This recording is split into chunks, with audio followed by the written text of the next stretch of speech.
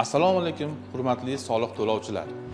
Hozirga qadar aksariyat soliq to'lovchilarimiz o'zlarining korxona va tashkilotlarini, shu jumladan yakka tartibdagi tadbirkorligini ixtiyoriy tugatishda ayrim muammolarga duch kelyapti.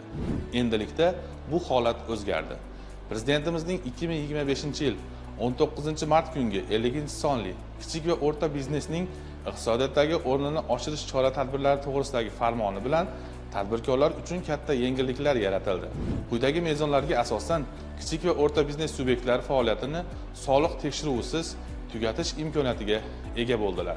Ya'ni, agar korxonangiz oxirgi 3 yilda 10 milliard so'mdan ortiq daromad qilmagan bo'lsa, budjet va kreditlar oldida qarzdorligingiz mavjud bo'lmasa, soliq hisobotlarini muntazam topshirib kelayotgan bo'lsangiz va xavfni tahlil qilish tizimi past xavf darajasiga ega deb topilgan bo'lsangiz, endi faoliyatingizni oson va tez tarzda tugatishingiz mumkin.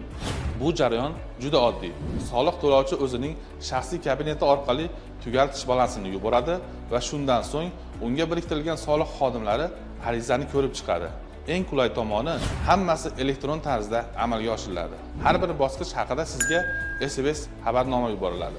Endi esa ortiqcha navbatlar, qog'ozbozlik va murakkab tekshiruvlarga hojat yo'q.